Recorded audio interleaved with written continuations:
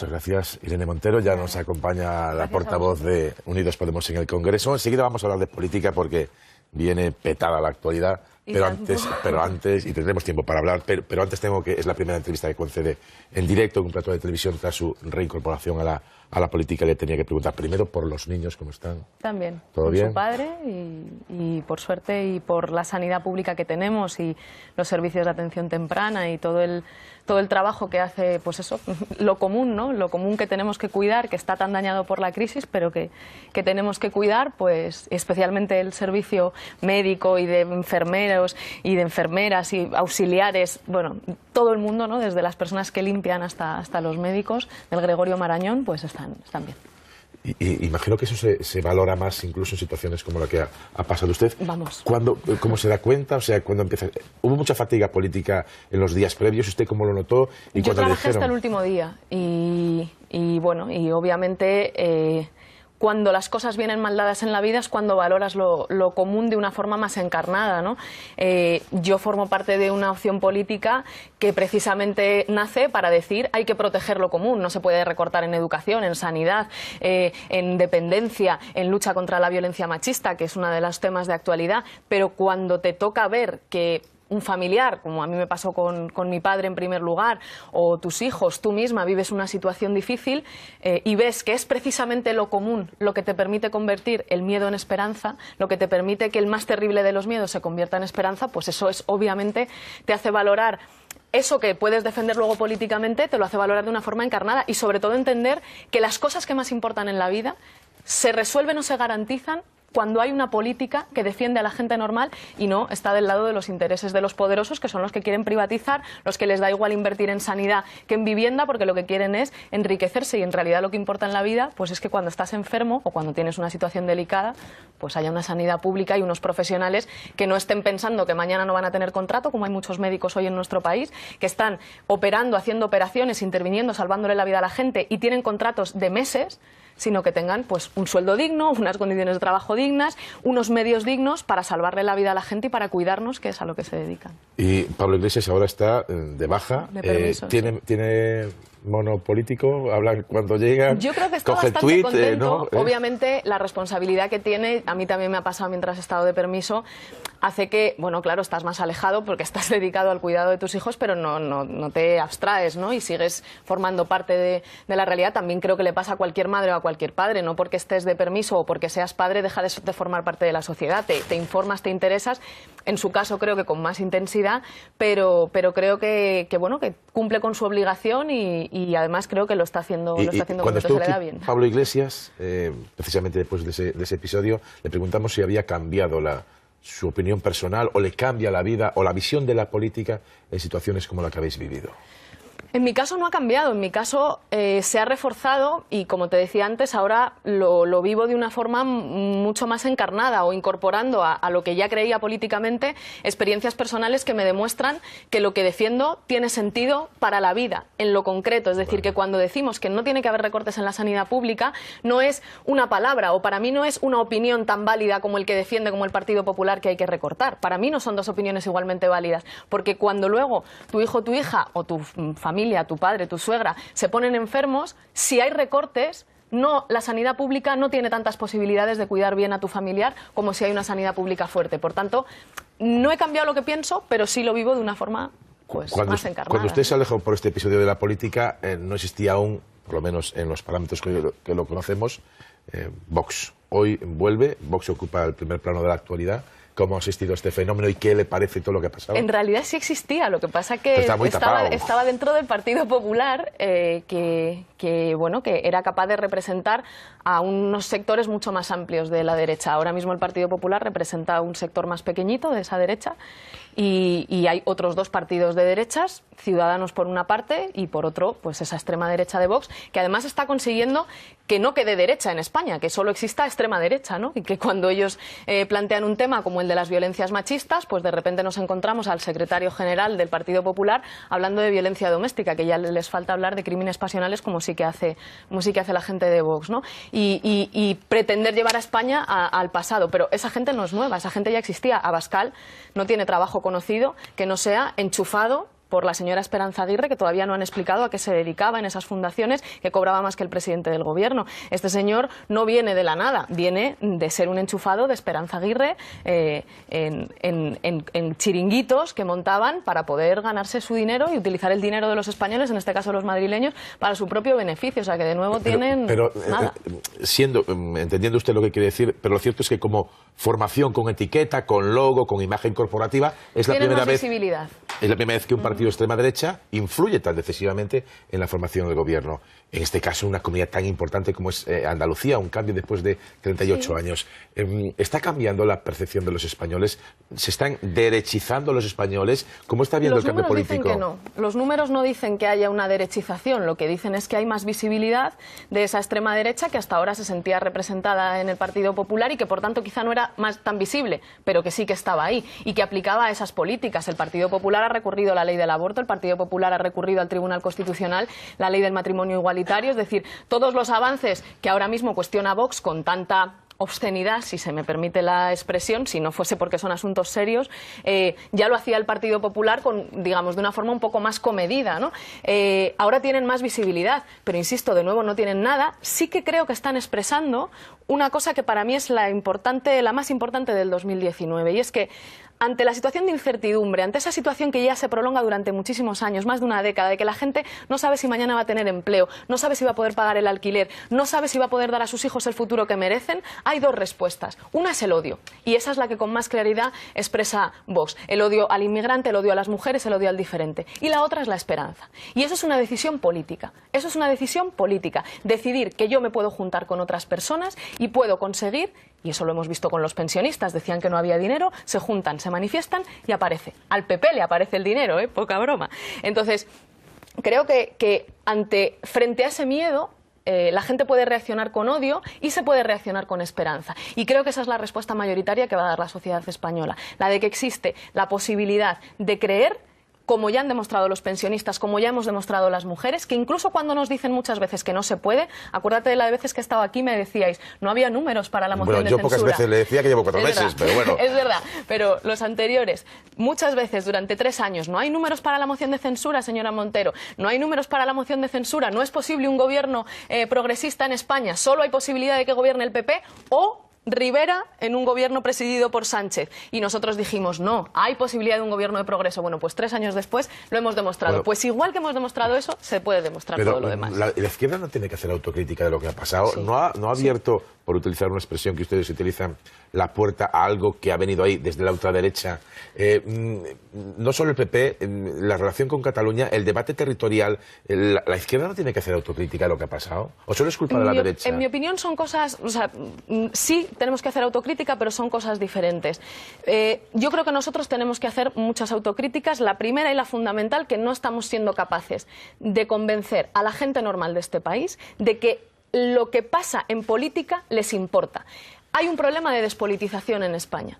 Muchas veces aparecen problemas como qué pasa cuando te pones enfermo, como qué pasa con ese mar de plásticos gigante que hay en el Mediterráneo y en todos los mares, y parece que no hay solución política. La gente tiene que saber que lo que pasa en su vida tiene solución política y que no todos los partidos estamos proponiendo lo mismo. Entonces, que si tú no votas, si tú no te movilizas, entonces otros te ganan la partida. ¿Por qué se ha desmovilizado la izquierda entonces? En Andalucía parece un ejemplo evidente, en el PSOE y en Unidos Podemos o Adelante Andalucía, que ha habido una desmovilización. Precisamente por eso hacemos autocrítica, porque hemos visto que pese a que hemos intentado convencer a la gente de que votar es útil para cambiar las cosas y para que las cosas y tu vida en lo concreto, cuando tú te levantas, cambie y sea mejor, no lo estamos consiguiendo. Entonces, ese es el análisis que tenemos que hacer. ¿Por qué hay tanta gente normal que está en su casa y que no siente la necesidad de ir a votar? Precisamente si hay autocríticas porque no tenemos la solución. Si la tuviéramos, pues no estaríamos. Se lo digo de otra manera. ¿Se han zurrado demasiado Unidos Podemos en Andalucía, Adelante Andalucía y PSOE con Susana Díaz y no mirado tanto a lo que venía por la derecha? En mi opinión, el principal problema de Susana Díaz ha sido que ha pactado con Ciudadanos. Es decir, cuando hay una operación política en España, que también se intentó hacer en el conjunto de España, que es decir, que Ciudadanos es un partido poco menos que de centro-izquierda y que, por tanto, era muy lógico que Ciudadanos Podemos, Unidas Podemos y el Partido Socialista pactásemos un gobierno conjunto, quiero recordar el conjunto de cañones que se puso sobre nosotros para que aceptásemos ese gobierno de Rivera presidido por Sánchez, que gracias a que nuestra militancia, nuestros inscritos no aceptaron y a que nos mantuvimos firmes, hoy es posible que sí que haya un gobierno progresista que está a punto de aprobar los presupuestos más sociales de la historia, si es que finalmente pueden salir adelante. O sea que creo que el error no tiene tanto que ver con que nos hayamos pegado, como decía, sino con que Susana Díaz tomó una decisión que era errónea y que quería trasladar a España, que era hacer gobernar a Ciudadanos haciéndoles pasar por el centro izquierda cuando son un partido claramente de derechas y que no tiene ningún problema en situarse incluso a la extrema derecha si Vox se lo pide. Le pregunto ahora por los presupuestos, pero antes, para acabar el círculo de Andalucía, ¿qué cree que va a pasar? Escuchamos a Vox diciendo que Ciudadanos quiere ya romper el gobierno antes de partir. ¿Cree que las propuestas que va introduciendo Vox en el debate va a escorar hacia otro postulado menos extremista al gobierno Ciudadanos-PP? ¿Qué cree que va a pasar ahí con esa fórmula? Creo que ese gobierno va a ser un gobierno de extrema derecha. Creo que Vox va a marcarle el paso a ese gobierno, que las medidas que van a poner encima de la mesa, los temas que van a hacer sobre los que gire la actualidad política en Andalucía van a ser los temas de la extrema derecha: el odio al inmigrante, el odio a las mujeres, el odio al que es diferente, el odio al que ama diferente a lo que ellos creen que es lo razonable, y creo que va a ser un gobierno de extrema derecha, y creo que eso es preocupante, y creo precisamente que la tarea nuestra no es solamente criticarlo o decir, incluso no solamente hacer autocrítica, sino tratar de convencer a toda esa gente que no ha salido a votar de que votar, igual que manifestarse en la calle,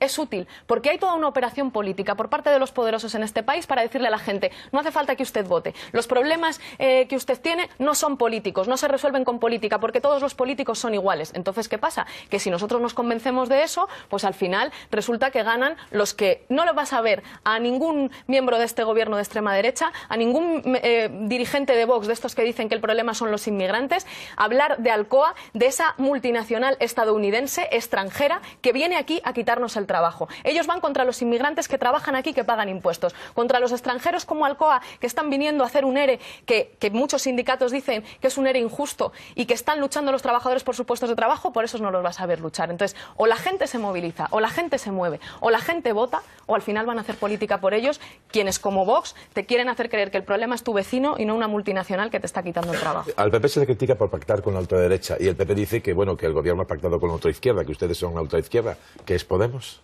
Bueno, Podemos es lo que demuestra que es. Podemos es una formación política que, en cuanto ha tenido la oportunidad de negociar con el gobierno unos presupuestos, ha incluido en esos presupuestos la subida más grande de la democracia del salario mínimo interprofesional. Y nos ha costado mucho, ¿eh? El gobierno no quería subirlo a más de 800 y le hemos convencido de subirlo a 800, aunque nosotros sabemos que si gobernásemos, mañana mismo podríamos subirlo a 1.000 euros, no a 900. Pero aún así hemos conseguido la subida más grande de la historia. Hemos conseguido una ley de permisos de maternidad y paternidad. Hemos acordado, aunque el gobierno no lo está cumpliendo, que hay que regular el precio abusivo de los alquileres. Creo que, más allá de las etiquetas, nosotros somos lo que demostramos que somos capaces de hacer, y en cuanto hemos tenido oportunidad de negociar unos presupuestos con el gobierno, hemos hecho los presupuestos más sociales de la historia. Así que imagínate si gobernamos. Una última cuestión, y le paso el turno a mis compañeros. ¿Cree que va a haber presupuestos? ¿Cree que se está moviendo algo? Ustedes lo tienen no hecho, pero bastante cocinado con el gobierno. Hay movimientos ahora en Cataluña, en Esquerra, en PDeCAT, diferencia de opinión. ¿Cree que va a haber presupuestos?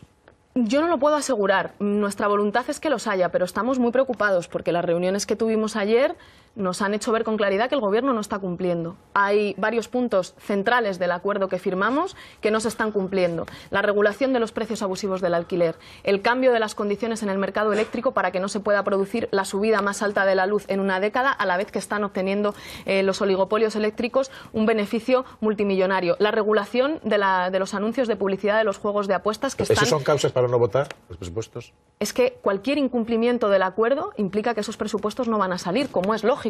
Nosotros ya hemos negociado con el gobierno. Habla de muchos casos. Energía, apuestas, claro, alquiler, vivienda... Pero es que el gobierno ya se ha comprometido a hacer eso, lo ha firmado. Pedro Sánchez firmó con Pablo Iglesias ese acuerdo, y por tanto entendemos que el gobierno ha firmado las cosas porque puede hacerlas y porque además saben que son beneficiosas. Es decir, en este país todo el mundo que nos esté viendo sabe que no es normal que tengamos la luz más cara de Europa o de las luces más caras de Europa, que la factura suba mucho más de lo que ha subido en los últimos años, a la vez que las empresas eléctricas están consiguiendo beneficios multimillonarios. Pues eso no puede ser, y un gobierno tiene que estar para defender defender a los ciudadanos que les votan. ¿Sale pesimista de la reunión de ayer, Echenique y usted? Salimos preocupados. Yo no estuve en esas reuniones, estuvo Echenique y Yone Belarra, Pablo Echenique y Yone Belarra, que son los que están comandando todo este proceso, y salimos preocupados, por supuesto que sí, salimos preocupados porque hay cuestiones centrales, como lo de los alquileres, como regular el mercado eléctrico para que no se produzcan abusos. Es que el propio secretario de Estado de Energía ha ido al Senado a denunciar que cree que pudo haber una manipulación en la producción de electricidad y un paro intencionado de las centrales eléctricas para que subiese intencionadamente la factura de la luz en un pico de frío. Entonces, claro que esos son temas que son centrales y esos presupuestos tienen que contenerlos. No vemos otro escenario que cumplan el acuerdo, pero estamos preocupados porque vemos que el Gobierno no cumple.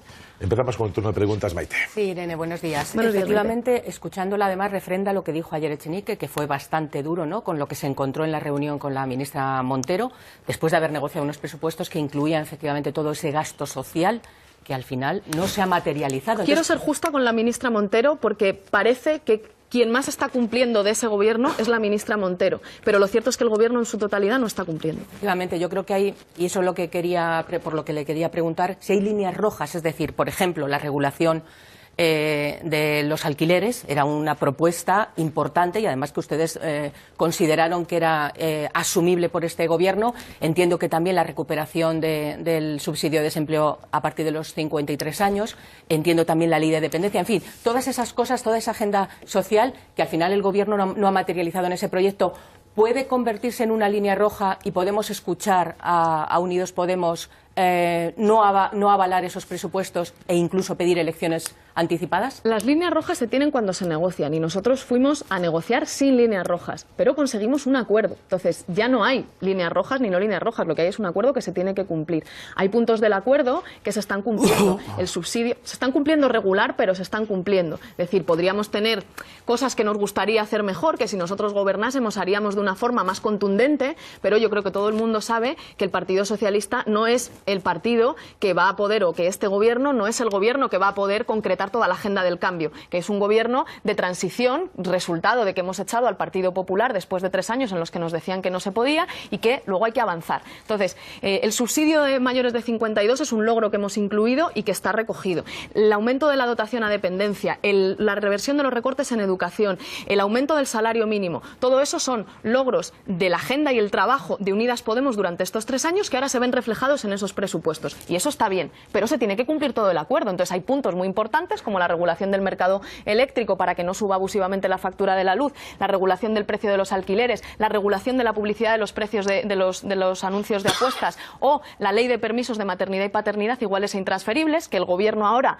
parece que quiere exigir que los padres y las madres se lo tomen a la vez y nosotros queremos que puedan optar a cogerlo de forma alterna para cuidar más tiempo a los niños y también para que los padres se puedan ocupar en exclusiva del cuidado de los hijos, que no se están cumpliendo. Entonces, no vemos otro escenario a que lo cumplan. Vamos a trabajar muy duro. Pero bueno, pues a día de hoy... ¿Pedirán elecciones? Bueno, es que nosotros no contemplamos otro escenario que el Gobierno cumpla lo que ha pactado, porque, insisto, no son propuestas, eso ya es un acuerdo al que hemos llegado y que hemos firmado. No lo ha introducido. Eso quiere decir que tenemos mucho trabajo por delante las próximas semanas. Una pregunta por invitado. Ignacio Camacho. Pero sí. Vamos, si no, evidentemente, es decir, si no se cumple el acuerdo, esos presupuestos no van a poder salir adelante, a no ser que encuentren el apoyo en Ciudadanos, en el Partido Popular o en otras formaciones políticas. Y en ese caso, pues será evidente que tendremos que salir a ganar unas elecciones y a intentar explicarle a los españoles que si quieren una agenda de cambio comprometido de verdad, pues Pablo Iglesias tiene que ser presidente del Gobierno. Sí. Yo creo que es una cuestión de metodología política, porque cuando se analiza o se contempla la forma en que ha irrumpido Vox en la política española, es inevitable ver una serie de paralelismos metodológicos, insisto, desde la polaridad ideológica con la forma en que creció Podemos. Hay mucho, pero se me ocurren así a bote pronto la utilización de las redes sociales, la tecnología de la comunicación para penetrar bajo radar de opinión pública, la creación de ciertos enemigos simbólicos potentes, ustedes decían la casta, la banca, ellos dicen el feminismo, la inmigración, etcétera, ¿no? Incluso la forma de fortalecerse con las críticas para crear un elemento de proyección de identidad. ¿Esto qué es? ¿Que hay un manual ahí de nueva política o que el voto de crecimiento, que el voto de rechazo se agrupa bajo una serie de factores comunes aparte de la ideología, ¿no? Y al margen de la ideología. No comparto la premisa de la pregunta, digamos el análisis que plantea explícitamente la pregunta. Cuando nosotros nacimos, y desde entonces hasta ahora no le hemos pedido un solo euro ni a los bancos, ni a ninguno de los oligarcas de este país, ni de Europa, ni del mundo. Nosotros nos financiamos con el dinero que da la gente. Querría yo saber, ojalá los periodistas hagáis un buen trabajo de investigación, de dónde está saliendo el dinero para financiar a Vox, que de nuevo y de nueva política no tiene nada. Insisto que el señor Abascal lleva toda la vida viviendo del erario público, enchufado en chiringuitos de la señora Esperanza Aguirre, la condesa de la corrupción. Cuando usted dice, se inventan un enemigo, ¿no? Un adversario poderoso, o crean un imaginario. Hombre, yo creo que decir que el vecino, por ser inmigrante, es tu enemigo, es crear un enemigo. Pero decir que en España hay una trama de poder político, económico, judicial, cuando estamos viendo los audios del señor Villarejo que implican a la mismísima vicepresidenta de La Vega, al señor Miguel Sebastián, que también fue ministro, a todos los dirigentes del Partido Popular, a un gran empresario de este país, a un dirigente de un banco como es el señor Francisco González, comprando a un policía corrupto para que pinche teléfonos, decir que la trama es la creación, de un enemigo imaginario es mucho decir. La trama existe y se comprueba cada vez que sale un trabajo de investigación suyo. Pero es que no es simbólico, es real. Pero es que la trama no es simbólica. Con potencia, con gran potencia tenemos que seguir, de Ignacio, imagen. porque si no nos da tiempo. Usted sabe además lo que yo le estoy diciendo. Lo que pasa es que me lleva al terreno de las diferencias y yo voy al de las similitudes. Y esas similitudes son metodológicas, no estoy diciéndole que sean ni ideológicas ni nada, están ustedes las antípodas. Usted si quiere puede decir que hay similitudes, yo trato de decirle que creo que no hay ninguna similitud, que creo que Vox es un fenómeno que ya existía de antes, que ahora se diferencia y que me gustaría saber de dónde sale el dinero, de qué manos, si es de la gente común o es de algún oligarca, de algún poderoso de este país que no quiere que el progreso avance, para que Vox tenga tanta capacidad de influir en la agenda política. Y luego le digo que Vox se imagina enemigos, cree que los inmigrantes son sus enemigos, cree que las mujeres somos sus enemigos. La trama tiene nombres y apellidos y es cada gran dirigente, por ejemplo, como el señor Francisco González, si es que se confirman estas noticias que ustedes están investigando, que compra un policía corrupto para investigar a miembros del gobierno. Eso es una trama de poder con nombres y apellidos, y que nosotros lo denunciemos no quiere decir que nos lo inventemos, quiere decir que en este país hay cosas que tienen que cambiar. Extremo la petición de brevedad para todos.